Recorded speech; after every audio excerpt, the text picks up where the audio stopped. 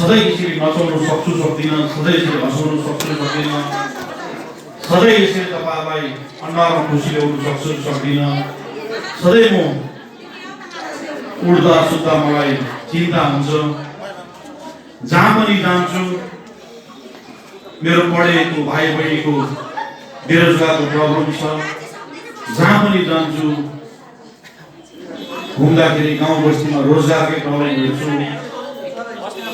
अनि लम्बी पोखराबारीको जुन अवस्था छ अहिले,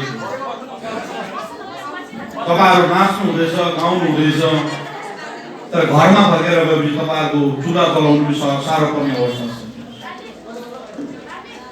अहिले नाचे पनि गाए पनि जब घरमा तपाईँहरू फर्किनुहुन्छ, तपाईँहरूको घरको चुल्हाले, घरको रासिनले तपाईँहरूलाई धेरै गाह्रो परिरहेको अवस्था छ। यस्तो अवस्थामा लङ्गुर पोखराबारी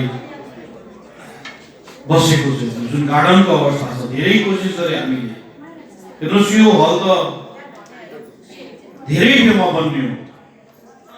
यो हल एउटा ठुलो उपलब्धि भन्दिनँ म, एउटा सरकारले दिएको पैसा हो, सरकारको दिएको पैसाले आइएमले बनिएको यो हल हो र यो हलले लम्बियो पोखराबारीको समाधान गर्छ भनेर म पटाकै मान्दिनँ।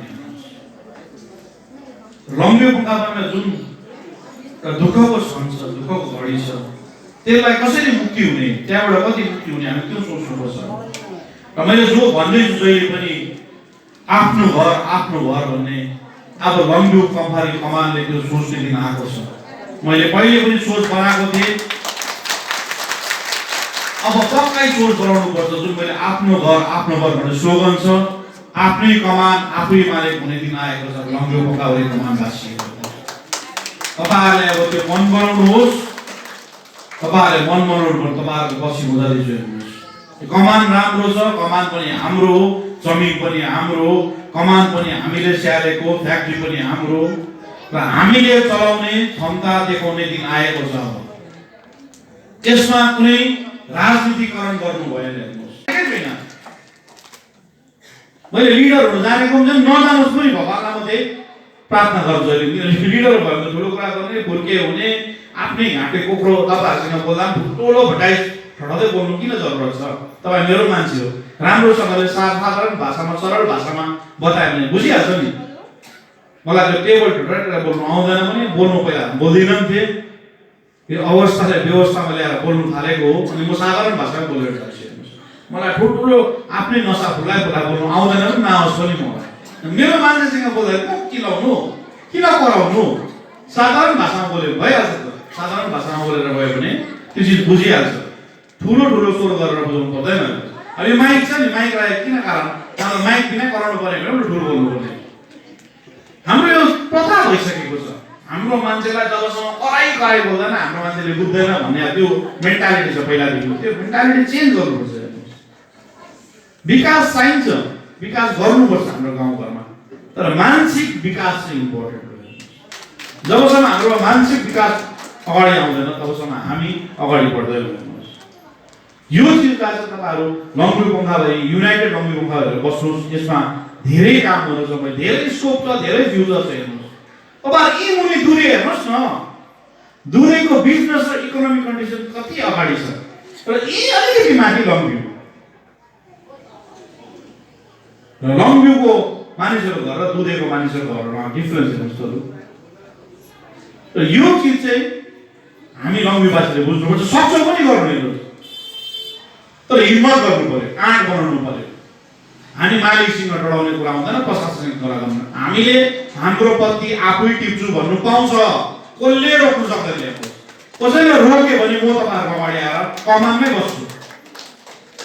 आफू काम गर्नु पाउँछु भन्दाखेरि काम गर्नु दिदिन भनेर गयो भने म त्यतिबेला लङ भ्यूमा क्याम्प मालिकको हातमा जानु भन्दा हाम्रो श्रमिकको हातमा देखाउनुपर्छ, इक्जाम्पल सेट गर्नुपर्छ। हामीले देखाउनु पर्छ, इक्जाम्पल सेट गर्नुपर्छ। मालिकहरूले सारै भन्दा सारै गरिसक्यो, हेपिसक्यो नि हामीलाई। हाम्रो जातिलाई जे गर्दा हुन्छ भन्ने भइसक्यो। यिनीहरूलाई सस्पेन्ड राखेर स्यालेरी नदिएर त्यसै पनि हाम्रो श्रमिकहरू काम नगरेर कमानमा गएर काम गर्ने एउटा प्रथा, फोकटै काम गर्ने प्रथा बनाइरहेको छ।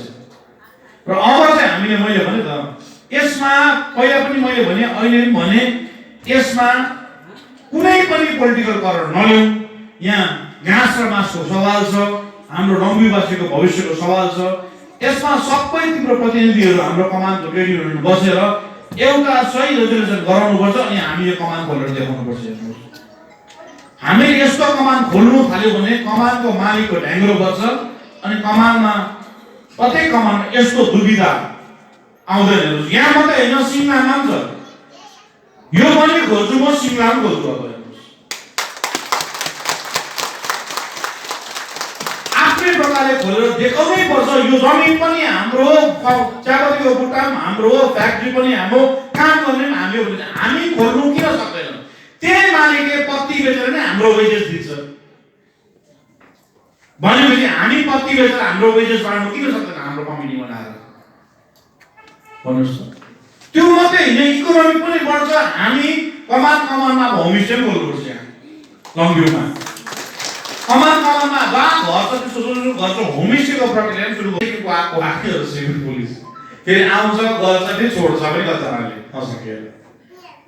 र हेर्नुहोस्, यो कुरो चाहिँ जबसम्म हामीले हाम्रो बाजे बोजूले हात खुट्टा चलाउँदै नि, त्यो हात खुट्टा जबसम्म चलाउनु सिक्दैनौँ नि, हामी हेर्नुहोस् बेरोजगारै बस्छौँ। अब यो प्रथा चाहिँ हामीले डेभलप गर्नुपर्छ। यसको लागि चाहिँ हामी जिटिएबाट हेर्नुहोस् हामी पुरा सहयोग गर्छौँ। अब टेक्नोलोजी नयाँ भनेको नि, गाई अर्कै प्रकारले पाल्छ आजकल, बाख्रा अर्कै प्रकारले पाल्छ, कुखुरा अर्कै प्रकारले पाल्छ, पोल्ट्री फार्म हुन्छ। र यो चिजमा चाहिँ म सहयोग गर्छु। अब हाम्रो युवा भाइहरूलाई आउने इलेक्सनको बादमा, अहिले भन्दिनँ टाइम दिएर म ढाकेर जान्दिनँ, म अहिले दिन्छु भन्दैन, तपाईँलाई म भोलि दिन्छु भन्दिनँ। यो इलेक्सनको बादमा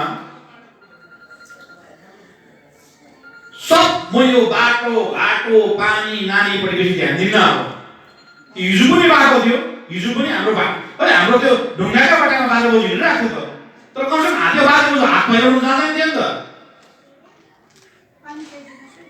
अहिले चाहिँ सबै बानी बिग्रिसक्यो हाम्रो राजनीतिकले गर्दा।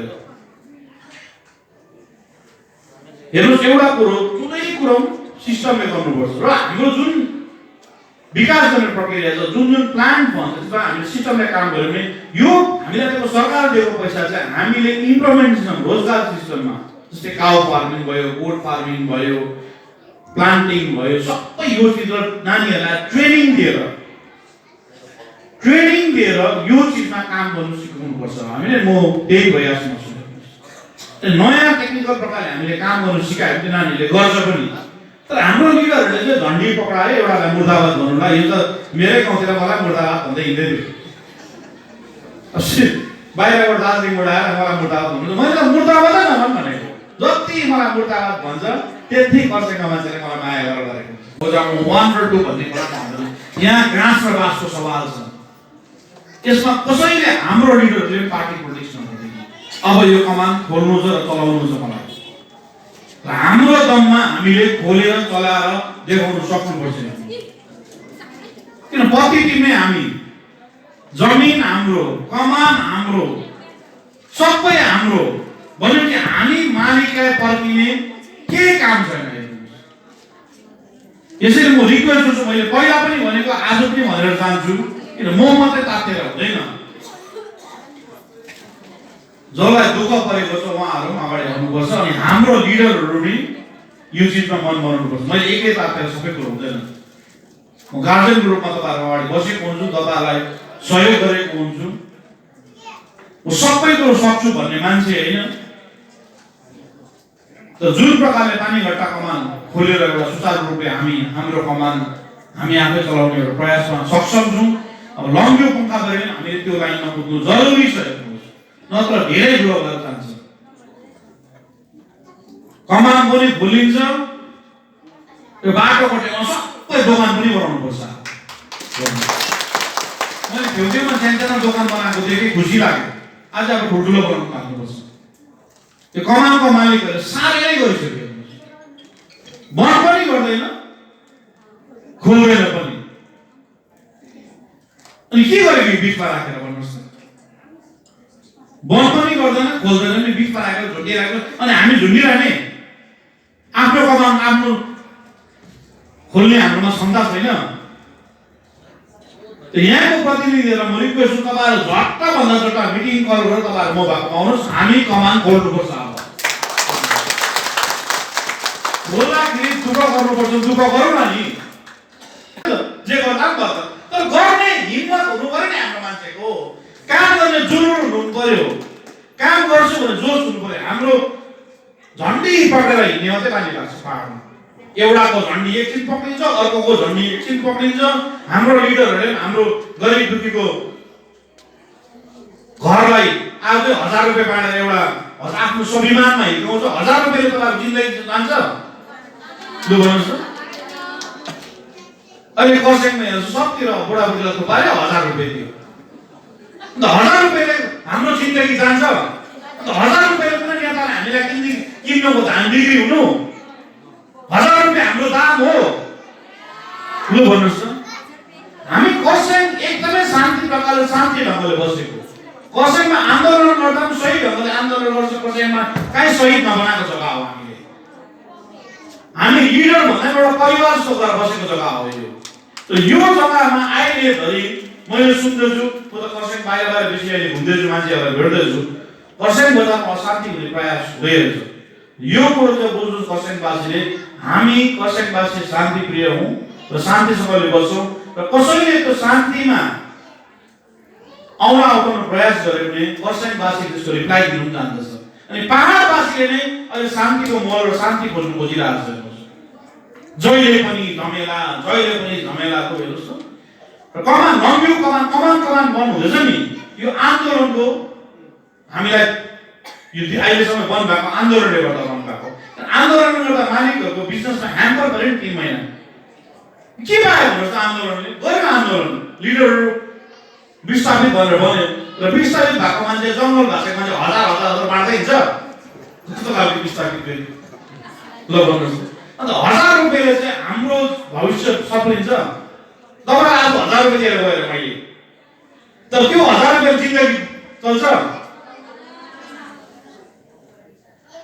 त्यो 1000 रुपियाँ पाउँदैछ नि अहिले। तर त्यसले हाम्रो मान्छेको जीविका बिग्रिँदैन नि, सप्लिँदैन नि। हामीमाथि एउटा हाम्रो स्वाभिमानमाथि हामीलाई किन्नु खोजेको जस्तो एउटा मेसेज गइरहेको छ। अनि कर्सियङवासी अनि पहाडवासी सबै स्वाभिमानी छ, यति साह्रो हामी गिर्दैनौँ। र मलाई हेर्नुहोस्, यो हल बाटो पानी बनिँदै जान्छ। मलाई सबैभन्दा लागेको चाहिँ हाम्रो पहाडको बेरोजगारको प्रब्लम चाहिँ यसलाई रोजगार दिनुहोस्। पढेको नानीले शिक्षाअनुसार काम गर्दै रहन्छ, तर हाम्रो नपढेकोहरू छ, अलिकति पढेको छ, उनीहरूलाई मलाई हात र खुट्टा चलाउनु सिकाउनु छ। हामीले हात र खुट्टा चलाउनै भुल्यौँ। हामीले हात र खुट्टा चलाउनु लम्ब्योमा तपाईँको लम्ब्यो पङ्खाबारीमा कति गाई हुन्थ्यो हाम्रो बाजेबोजूको टाइममा, कति बाख्रा हुन्थ्यो, कति कुखुरा हुन्थ्यो, मौरी हुन्थ्यो। अहिले त लम्ब्यो भने गोबर किन्नु त रामदेव बाबा गोबर किन्नु जस्तो भइसक्यो पूजा गर्दा भने। बेकारी हामी आफै भएको नि त। बेकारी त सोच हो। हेर्नुहोस्, बेकारी भनेको सोच हो र बेकारी हामी आफै भएको। हामीले हात खुट्टा चलाउनु छोडिसक्यौँ। एउटा लिडरले बोलाउँछ, झन्डी दिन्छ, अन्त तिमीहरूलाई काम दिइहाल्छौँ भन्छ। खोइ काम पाएको त्यसलाई त्यस्तो लिडरले कति भन्यो भने हेर्नुहोस्। अब अहिले पनि म यहाँ बसेँ, तपाईँहरूको अगाडि आयो, यहाँ 150 एप्लिकेसन आयो। त्यो मैले साइन गर्दा हेर्नुहोस् नोकरी पाउँदैन, म ढाँट्दैन। अब साइन गरेन भने अनित थापा चेयरम्यान भएको ठुलो भयो भन्छ तपाईँहरूले। अब साइन गर्यो भने नोकरी पाउँदैन तपाईँहरूले। म त्यस्तो दुविधामा छु। हेर्नुहोस्, म त क्लियर गर्नु मैले साइन गर्ने बित्तिकै नोकरी पाउँदैन कि नोकरी गर्ने एउटा प्रक्रिया हुन्छ। अब साइन गरेन भने यो अनिताको चेयरम्यान भएको ठुलो भन्छ तपाईँहरूले साइन गर्यो भने नोकरी पाउँदैन। नोकरी पाउनु सिभिकहरू सिभिक पुलिस छ हामीले भएको सुनिन्छ त्यो होइन उहाँले कोअपरेट गर्छ हाम्रो नानीहरूले खाइरहेको छ सबै खुसी हुन। तर अहिले एकछिन खुसी हामी कस्तो जाति हो भने एकछिन एकैचोटि एक्साइटेड हुन्छ अनि खुसी पनि भइहाल्छौँ दुखी एकछिन भुलिहाल्छौँ। तर रियालिटीमा बाँच्नु सक्नुपर्छ हामीले। हेर्नुहोस् जबसम्म हामीले रियालिटीमा आउँदैनौँ नि तबसम्म गाह्रो हुन्छ। जबसम्म रियालिटी आउँदैन यस्तै नेताहरू आउँछ 1000 रुपियाँ दिन्छ 500 रुपियाँ दिन्छ एकछिन हामीलाई बाइब्याक गर्नु खोज्छ र हामी एकछिनमा बाइब्याक पनि भइहाल्छौँ नि हाम्रो फ्युचर बिग्रिँदै बिग्रिँदै बिग्रिँदै जान्छ। हाम्रो आज मैले भन्छु नि हामीले कसलाई दोष दिँदा पनि हुन्छ। हामीले बङ्गाललाई दोष दिन्छौँ केन्द्रलाई दोष दिन्छौँ कसलाई दोष दिँदा पनि हुन्छ उनीहरूले गर्ने कुरा गरेको। तर हाम्रो जसले चलाउने व्यवस्था चलाउँथ्यो उहाँहरूले यहाँसम्म ल्याएको यहाँ त पहाडमा त कुनै बङ्गालबाट आएर चलाएन नि। पहाडमा त हाम्रै लिडर हिजो पनि पहिला पनि अहिले पनि हाम्रै मान्छेले चलाइरहेको छ नि त। तर दोष चाहिँ बाहिरकोलाई दिन्छ फेरि आफू सक्षम छैन नि बाहिरलाई दोष दिएर हुन्छ ल भन्नुहोस्। यो चिजलाई ध्यान दिएर लङभ्यूवासी अब एकदमै एनर्जेटिक हुनुपर्छ काम कुरोमा ध्यान दिनुपर्छ। मैले भने त आफ्नो घर आफ्नो घरको विषयमा हामी लङभ्यूलाई चाहिँ लाग्यो भने हाम्रो लङभ्यूवासी अवश्य हामी अगाडि बढ्छौँ। फेरि पनि म रिक्वेस्ट गर्छु तपाईँहरू सबै लिडर भएर यो कमान खोल्ने प्रण गर्नुहोस्। म तपाईँहरूको साथमा छु अनि कमान खोल्नेकै हुनुपर्छ भन्ने यो सानो यो सम्भाषण यसमा हुनुहुन्छ। धन्यवाद। तपाईँहरूले झट्टभन्दा झट्ट सबै प्रतिनिधिलाई बोलाउनुहोस्। यसमा राजनीतिक नगरौँ यो मान्छेको गाँस र बाँसको सवाल छ। र एउटा राम्रो कमिटी बनाएर अब लङभ्यू कमान खोल्नै पर्छ।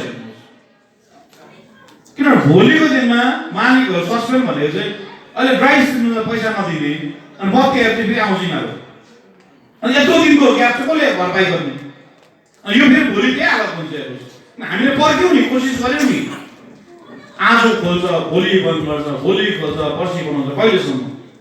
अब मैले भनेको छु आफ्नो घर आफ्नै घर अब यो लाइनमा हामी चल्नुपर्छ। यहाँ मात्रै होइन अब दार्जिलिङ क्षेत्रमा जति पनि गार्डन छ अब त्यो लाइनमा हामीले काम गर्नुपर्छ।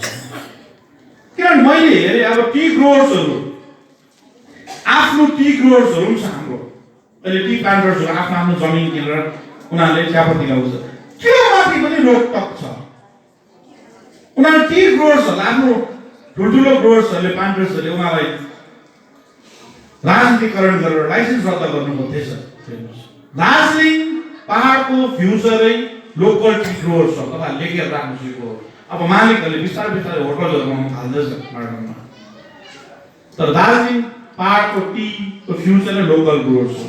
यसैले म तपाईँहरूलाई रिक्वेस्ट गर्छु यो चिजमा चाहिँ लङभ्यू बङ्गालको लिडरहरूले ध्यान दिएर तपाईँहरू सबै बसेर झट्टभन्दा मलाई बसेर चाहिँ मलाई भेटेर यो कमान खोल्ने प्रक्रिया हामीले छिटो चालु गरौँ र कमान खोलेको हुनुपर्छ। अब लङभ्यूवासीको घरमा सधैँ यो भोको मैले हामीले यहाँ नाचेर गाएर मात्रै हुँदैन काम गरेर देखाउनुपर्छ। यो गीत बत्दै नाच्ने सिस्टम भएको छ नाचेर गाएर मात्रै हुँदैन। जबसम्म कुनै पनि प्रतिनिधि त्यो घरको हाम्रो एरियाको हाम्रो पहाडको मान्छेको चुलामा धक्का पर्छ तबसम्म यो गीत बज्दा हामी रमाएर खुसी हुँदैन। एकछिन